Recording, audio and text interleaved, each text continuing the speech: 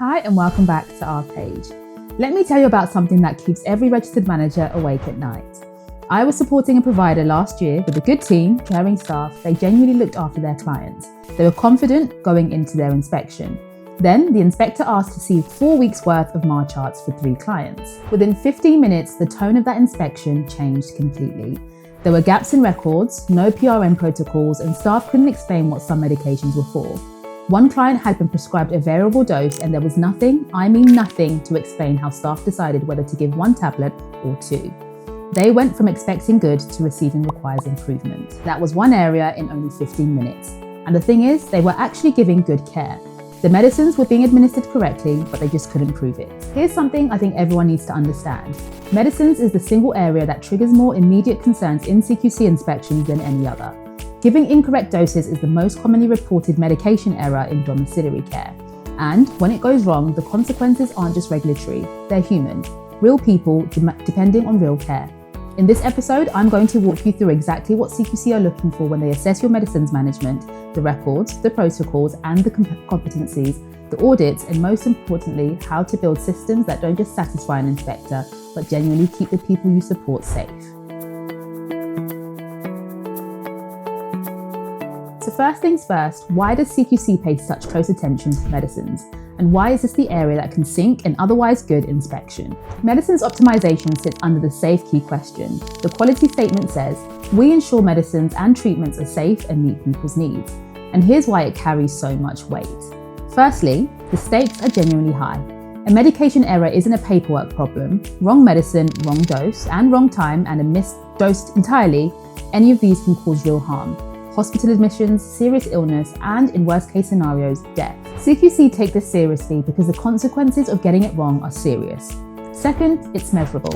Unlike some aspects of care quality that are harder to pin down, medicines management creates a proper trail. MAR charts, stock counts, audit records. This means inspectors can objectively assess whether your systems are working.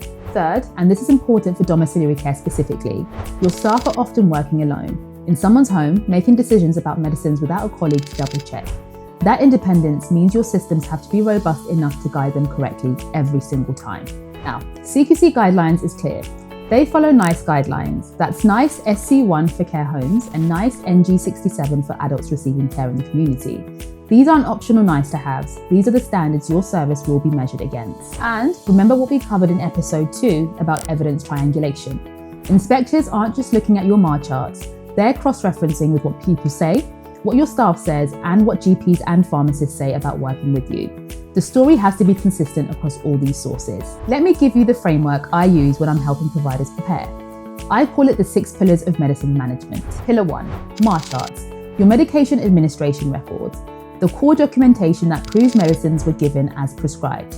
Then there's Pillar 2, PRN protocols, the guidance for when required medicines, how staff know when to give them, how much to give, and what to look for. And we have Pillar 3, medicines care plans, person-centered documentation that explains each individual's medicine support needs. Then Pillar 4, staff competency, training, assessment, and evidence that your team actually knows what they're doing.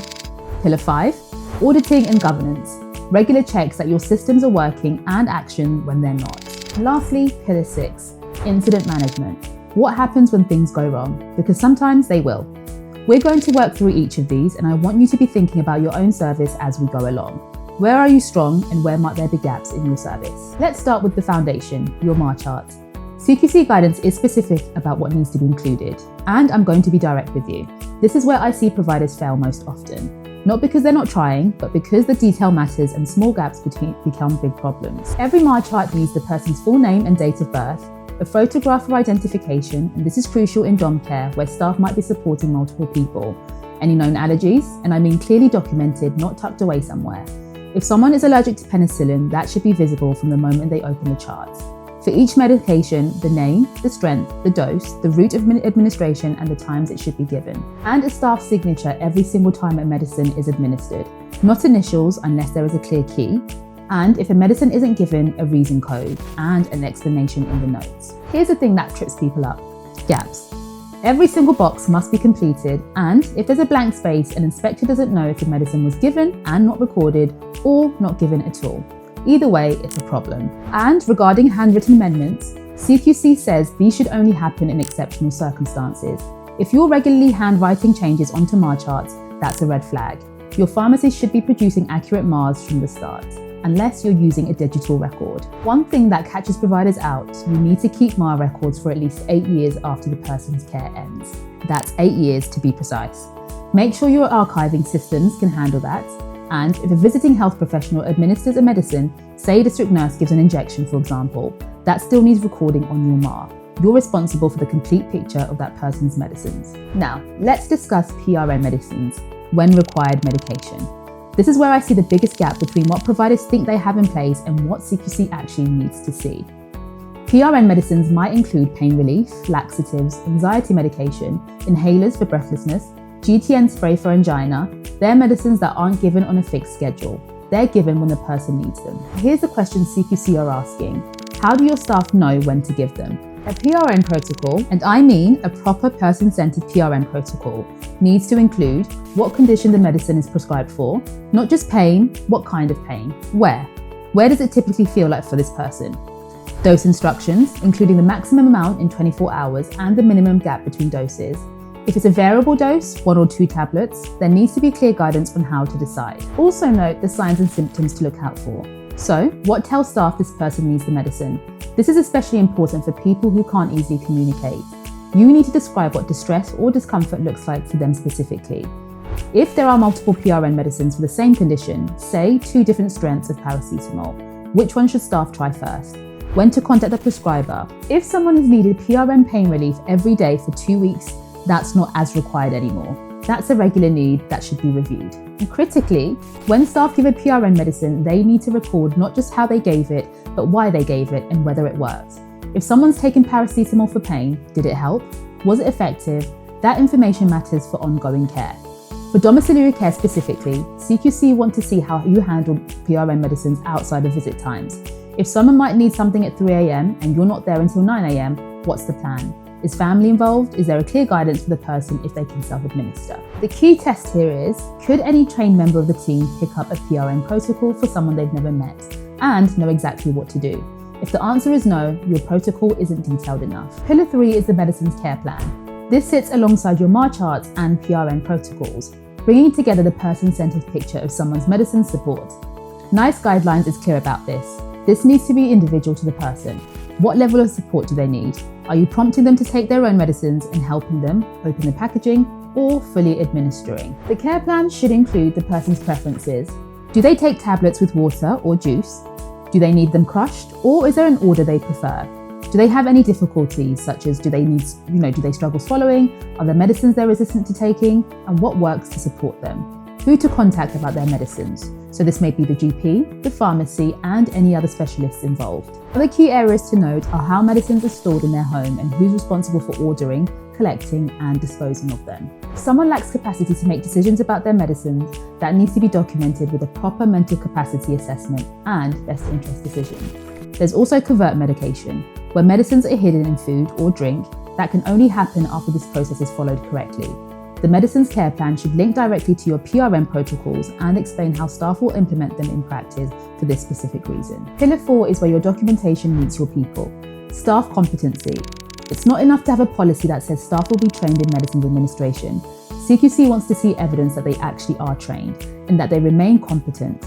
NICE guidance recommends annual competency assessments, not just a quiz, an actual observation of someone administering medicines, checking they follow the 6 R's correctly. Your training records should show initial medicines training completed before staff administered any medicines unsupervised, regular refresher training and not just online modules, practical observed competency checks, specific training for any specialised administration, including insulin, eye drops, patches, inhaler techniques, and evidence that staff understand the people they support, not just generic medicines knowledge, but knowledge about Mrs. Jones, for example, specific for her care. Remember, there will come a time when CQC speak to staff, and these conversations can be an hour long. They'll ask things like, what would you do if you noticed a medication looked different? What if someone refused their medicine? And what if you thought a dose seemed wrong? Your staff need to be able to answer confidently and correctly. That confidence comes from good training and regular practice conversations, in supervisions, in team meetings, and throughout spot checks. And pillar 5 is about oversight. How do you know your medicine systems are actually working? CQC expect to see regular audits, but here's what we covered in episode 8. An audit that finds problems but doesn't lead to action is worthless. Actually, worse than worthless. It shows that you knew something was wrong, but you didn't fix it. Your medicines auditing should include MAR chart audits, so checking for gaps, correct signatures and accurate recording, stock reconciliation, do medicines in the home match what you should be based on what's being administered, and PRN usage review. Is the same medicine being used frequently? Does it need to become a regular prescription? And spot checks on staff practice. Are they actually following the 6 R's? There's also temperature monitoring if you're storing any medicines that need refrigeration. Every audit needs to generate an action plan when it finds issues. So who's responsible for fixing it, by when, and then critically, evidence that the fix actually happened and worked. This is what governance looks like, not just checking boxes, but actively managing quality and driving improvement.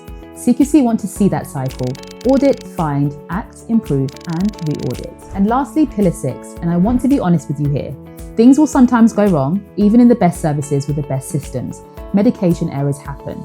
What matters is how you respond. NICE guidelines say you need robust processes for identifying, reporting, reviewing, and learning from medication errors. That includes near misses, things that could have gone wrong but were caught in time. And when an error happens, first priority, the person. Check they're safe and get medical advice if needed. Be open and honest with them and their family about what happened. That's duty of candor. And make sure you document everything. What happened, when, who was involved, and what immediate action was taken. And make sure to investigate properly. Not to blame, but to understand. What went wrong in the systems? Was it training, workload, or confusing documentation? Or lastly, time pressure. And make sure to learn and improve. What changes will prevent this happening again? And have you shared the learning with your team? Now, CQC don't require you to notify them about every single medication error, but you must notify them if a medication error caused or may have caused death, serious injury, abuse, or an incident involving the police that needs investigating. And here's what separates good services from struggling ones. Good services learn from errors. They're not defensive about mistakes, they use them to get better. CQC can see the difference between a service that hides problems and one that actively learns from them. Let me bring this back to where we started. Yes, medicines is the area that fails more providers than any other. Yes, the stakes are high. And yes, CQC scrutinise it closely. But here's the thing. When your medicines management is right, it's some of the strongest evidence of safe, person-centred, and it shows understanding of risks. It shows you've trained your staff, and it shows you have systems that work and governance that catches problems. The 6 pillars, MAR charts, PRN protocols, medicines care plans, staff competency, auditing, and incident management, these aren't just boxes to tick. They're how you demonstrate that people you support are safe. If you've watched this and you're thinking, we've got gaps, that's okay. Now you know what to work on. Get your PRN protocols sorted, run a MAR chart audit, and have those competency conversations with your team. Because when CQC arrive and ask to see your medicines evidence, I don't want you to feel nervous. I want you to feel confident. In the next episode, we're tackling staff files. And there's one gap I found in every single file I've ever looked at. One that most providers don't even realise is missing. It's the link between the people you support and evidence that staff are actually competent to support them. Make sure to subscribe so you don't miss it. And if you found this video useful, make sure to like, comment, and share.